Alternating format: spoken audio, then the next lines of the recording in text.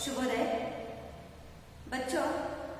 आज हमारा लेसन का नाम मैं नहीं बताऊंगी, आपको ही बताना पड़ेगा, क्योंकि आप सब जानते हैं उस व्यक्ति को, जिस व्यक्ति के बारे में मैं आज, जिस मनुष्य के बारे में मैं आज बात करने जा रही हूँ, वो उस व्यक्ति की आपको भी है पहचान।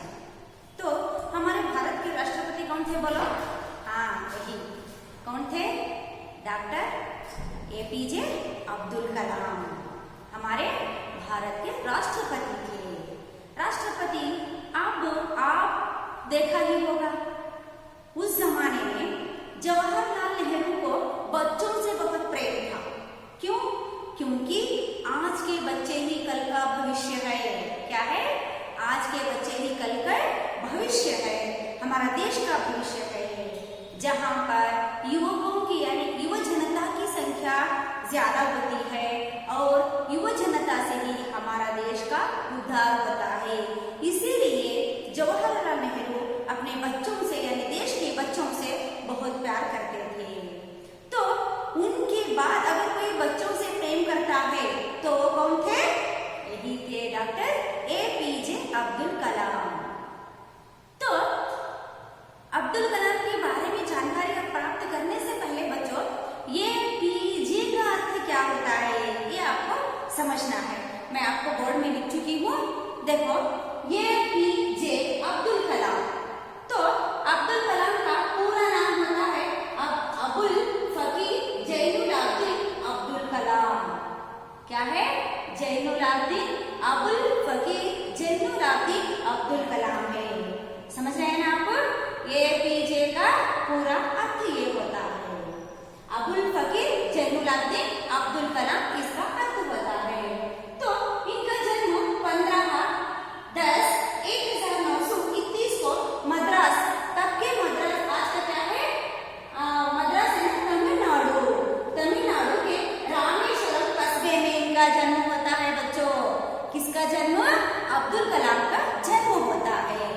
तो आपको अगर रामेश्वरम का एक छोटा सा दृश्य अगर आपको देखना ही है तो आप देख सकते हैं। इसमें बोलो, चेन्नई एक्सप्रेस फिल्म में आपको छोटा सा रामेश्वरम का मंदिर, वहां पर ईश्वर का मंदिर है, वहां आपको ईश्वर का मंदिर दिखाया गया है रामेश्वरम में।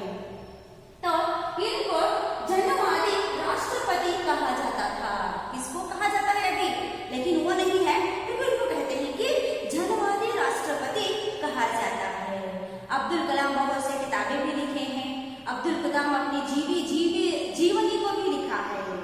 तो देखो, उनके जीवनी का आत्मकथा का नाम है। आत्मकथा उसे कहते हैं जो अपने बचपन से लेकर जो अपनी जिंदगी में जो कुछ भी बीता उसको लिख कर रखना ही आत्मकथा होता है। तो उनके जीवनी के बारे में वो सब कुछ लिखते हैं। तो उनकी आत्मकथा का नाम होता है अग्नि की उड़ान। किसकी उड़ान? अग्नि की उड़ान। अग्नि की उड़ान ने ಬೆಂಕಿಯ ಅಗ್ನಿಯ ರೆಕ್ಕೆಗಳು ಅಂತ ಹೇಳ್ಬಿಟ್ಟು ಕನ್ನಡದಲ್ಲಿ ಹೇಳ್ತೀವಿ। तो द विंग्स ऑफ फायर ಅಂತ इंग्लिश में ಹೇಳ್ತೀವಿ, अंग्रेजी में कहा जाता है। तो इनकी आत्मकथा को अगर पढ़ेंगे तो आपको इनकी जीवनी के बारे में आपको पता चल जाएगा। तो बच्चों, थोड़ी सी जानकारी इनके अब्दुल कलाम के पाठ के बारे में मैं आपको देती हूँ। देखो, मेरा बचपन डॉक्टर एपीजे अब्दुल कलाम। पहले मैं पाठ पढ़ती हूँ, उसके बाद उसका विवरण आपको मैं देते जाती हूँ। इस पाठ के द्वारा छात्र सादगी, धार्मिक सहिष्णुता, मिलजुल कर रहना और किताबें पढ़ने का प्रयोजन आदि का प्रेरणा पा सकते हैं। देखो, और मेरा बचपन यानी अब्दुल कलाम का बचपन, पाठ पढ़ने के बाद विद्यार्थी धार्मिक सहिष्णुता सीख सकते हैं, पढ़ाई के बारे में सीख सकते हैं, सब कुछ इनको याद आ जाता है। इन्हें एक प्रेरणा है, बच्चों के लिए क्या है? ये प्रेरणा है।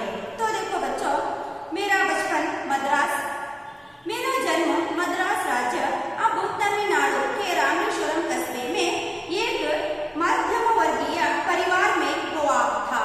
किसका? अब्दुल कलाम का जन्म एक मध्यम वर्ग में, ये बड़े अमीर नहीं थे। ये कौन? अब्दुल कलाम अमीर नहीं थे, बहुत गरीब भी नहीं थे, मध्यम मिडिल फैमिली बोलते हैं ना, ऐसे मध्यम वर्ग के एक मामूली सा लड़का था। मेरा पिता जैनुलाब्दीन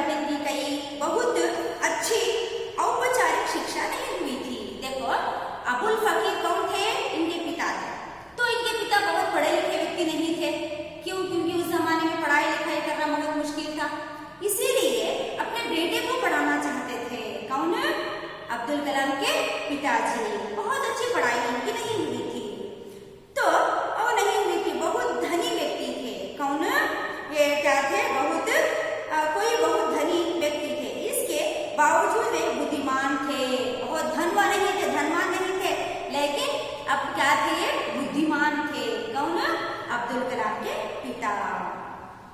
उनमें उदारता की सच्ची भावना थी, उदारता थी।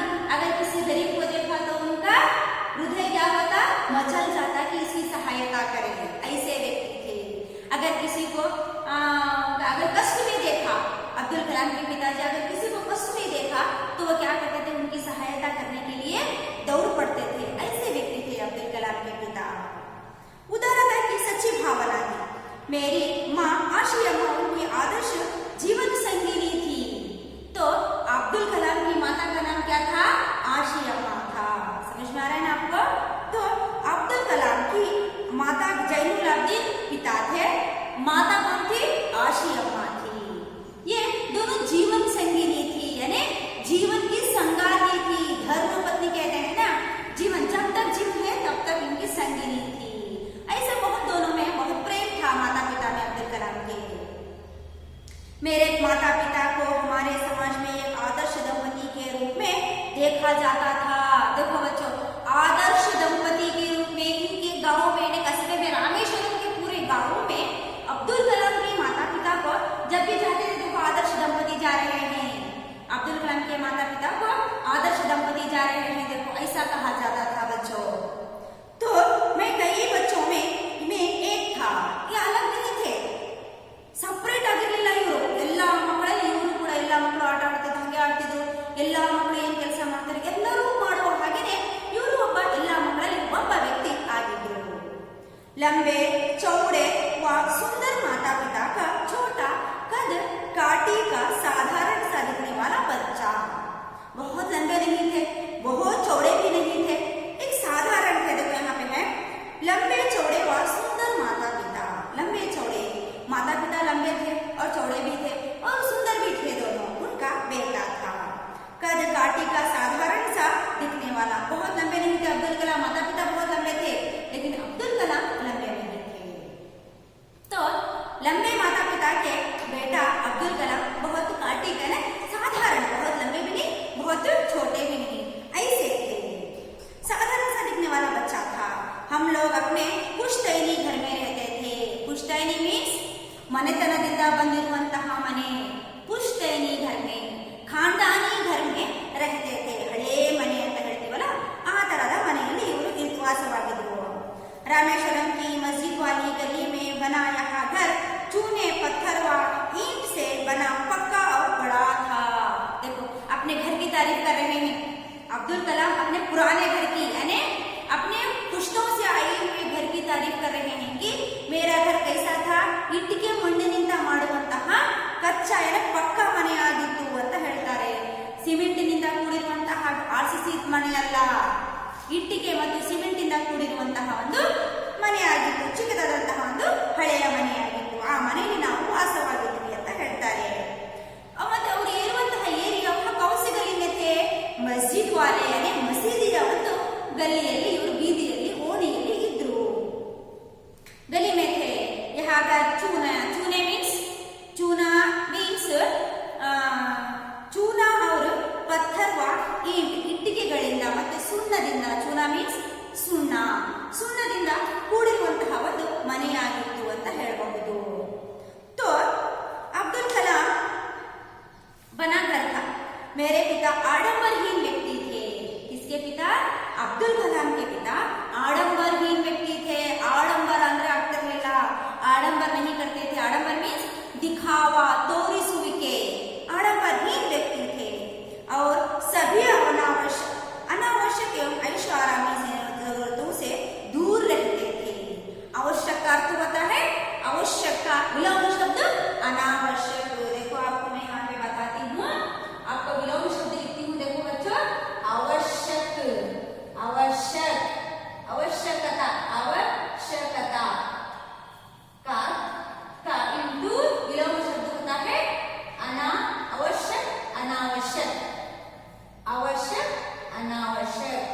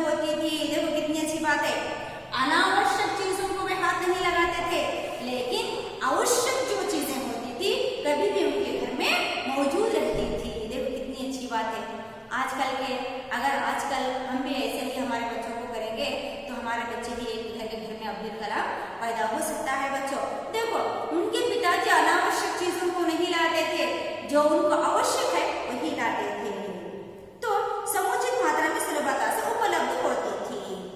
वास्तव में मैं कहूँगा कि मेरा बचपन बहुत ही निश्चिंतता और सादगी में बीता। चिंता, निश्चिंता विलोम शब्द है। चिंता और निश्चिंता और वो विलोम शब्द होते हैं। तो अब्दुल कलाम कहते हैं कि मेरा बचपन है, अब्दुल कलाम का बचपन बहुत सादगी और निश्चिंतता से गुजरा। वे चिंता नहीं थी, कोई किसी चीज की कमी नहीं थी। अगर कोई चीज आवश्यक हो तो उनके पिताजी उनको ला देते थे, ऐसे थे। और मैं कहूँगा कि मेरा बचपन बहुत ही निश्चिंतता और सादगी में बीता, भौतिक एवं भावनात्मक दोनों ही दृष्टि में। दोनों दृष्टि में, कौन सी दृष्टि में? भौतिक और भावनात्मक दृष्टियों में। तो मैं प्राय अपनी माँ के साथ ही रसोई में नीचे बैठकर खाना खाया करता था। कौन? अब्दुल कलाम। अब्दुल कलाम क्या करते थे? नीचे बैठकर यानी जमीन पे बैठकर अपनी माँ के रसोई घर में बैठकर खाना खाया करते थे। वे मेरे सामने केले का पत्ता बिछाती। देखो पहले, अगर आजकल क्या करते हैं, हम डाइनिंग टेबल पर बैठ के स्टील के बर्तन में खाना खाते हैं, यानी थाली में खाना खाते हैं। लेकिन अब्दुल कलाम उस जमाने में अपनी माँ के सामने बैठकर, किचन रूम में बैठकर, रसोई मीन्स किचन रूम होता है, रसोई में बैठकर केले के पत्ते में, केला मीन्स बाड़े हन्नू, पत्ता मीन्स केले, केले का पत्ता, केले, अकेले नहीं, केला, केला होता है बाड़े हन्नू। देखो बच्चों, बाड़े हन्नू, बाड़े हन्नू कहते हैं उसको। तो पत्ता अर्थ होता है यले, यले, पत्ते का अर्थ होता है यले। तो यले मीन्स केले का पत्ता बिछाती। पहले क्या करती माता? केले का पत्ता बिछाती। और क्या करती थी?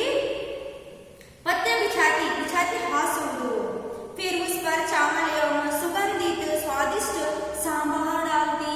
देखो मुंह में पानी आ रहा है ये सुन के। क्या करती? पहले पत्ता बिछाती केले का, फिर उस पर चावल डालती, चावल मीन्स राइस डालती, और सुगंध स्वादिष्ट सांभर डालती उस पर। साथ में घर का बना हुआ अचार और नारियल की ताजी चटनी बनाते थे। क्या करते थे? अचार, अचार मीन्स उप्पिनकाई।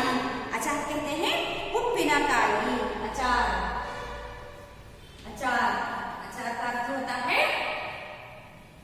उप्पिनकाई। तो अचार डालते और घर में बनी हुई नारियल की ताजी चटनी।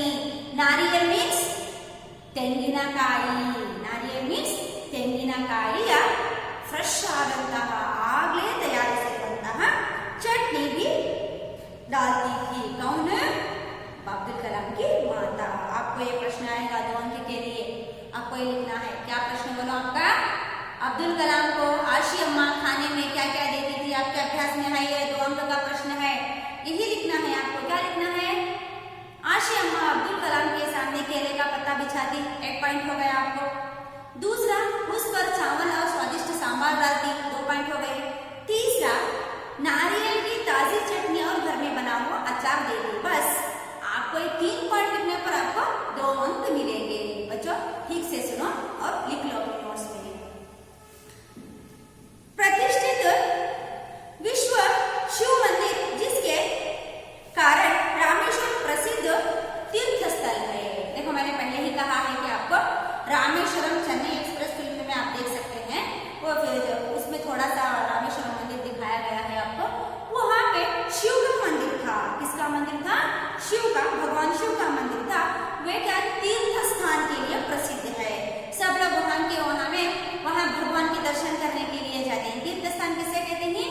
जहाँ पे हम भगवान को दर्शन के लिए जाते हैं, वहाँ वो कहते हैं कि तीर्थ स्थान होता है। का हमारे घर से 10 मिनट का पैदल रास्ता था। कितने मिनट का था? 10 मिनट का। 10 मीन्स 10 निमिषದ ದಾರಿ रामेश्वरम पूरी होगी के। जिस इलाके में हम रहते थे वहाँ मुसलमान बहुल थे।